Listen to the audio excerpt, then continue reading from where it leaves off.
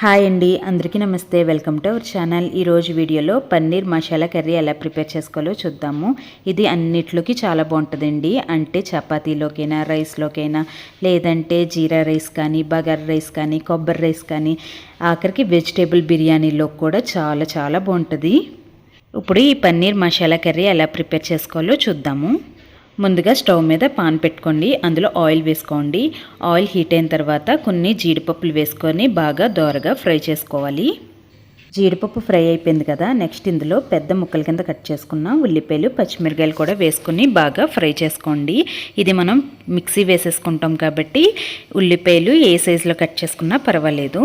ఇప్పుడు ఇలా ఫ్రై అయిపోయింది కదా, నెక్స్ట్ ఇందులో అల్లం వెల్లుల్లి పేస్ట్ కూడా వేసుకుని 1 మినిట్ వరకు బాగా ఫ్రై చేసుకోండి. నెక్స్ట్ టమాటాలు కూడా ఇలా పెద్ద సైజుల కింద కట్ చేసుకుని ఇందులో వేసుకుని ఇవి కూడా ఒకసారి బాగా కలిపేసుకుని దీని మీద మూత పెట్టుకుని టమాటాను కూడా బాగా ఫ్రై చేసుకోవాలి. మధ్య మధ్యలో మూత ఓపెన్ చేస్తూ టమాటా బాగా మగ్గిందో లేదో చూసుకుంటూ మళ్ళీ మూత పెట్టుకుని టమాటాలని బాగా మగ్గించుకోవాలి. ఇప్పుడు చూడండి, టమాటాలు బాగా మగ్గిపోయినాయి. ఇలా టమాటాలు బాగా మగ్గిన తర్వాత స్టవ్ ఆఫ్ చేసేసుకుని ఇది కంప్లీట్గా చల్లారి పెట్టేసుకోవాలి. ఇది బాగా చల్లారిపోయిన తర్వాత మనం మిక్సీ వేసుకోవాలి.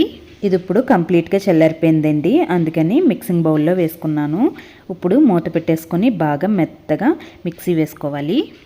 ఇప్పుడు చూడండి, మిక్సీ వేసుకున్నాము. కొంచెం వాటర్ యాడ్ చేసుకొని ఈ విధంగా మెత్తగా మిక్సీ వేసుకోవాలి. నెక్స్ట్ స్టవ్ మీద గిన్నె పెట్టుకుని అందులో ఆయిల్ వేసుకోండి. ఆయిల్ హీట్ అయిన తర్వాత ఇందాక మిక్సీ వేసుకున్న టమాటో ఆనియన్స్ ప్యూరీ మొత్తం ఇందులో వేసుకోవాలి. ఇందులో సరిపడేంత సాల్టు, కారం,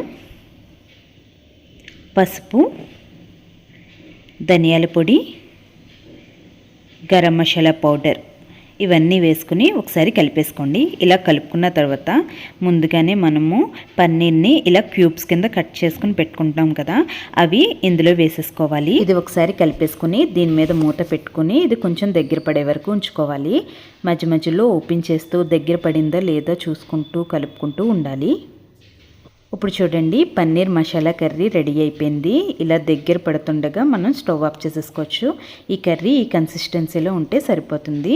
లాస్ట్లో కొత్తిమీర కూడా వేసుకోండి. తప్పకుండా ట్రై చేయండి. పన్నీర్ మసాలా కర్రీ చాలా చాలా టేస్టీగా ఉంటుంది.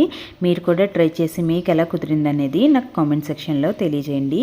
ఈ వీడియో కనుక మీకు నచ్చినట్లయితే లైక్ చేసి, షేర్ చేసి, సబ్స్క్రైబ్ చేసుకోండి. Thank you.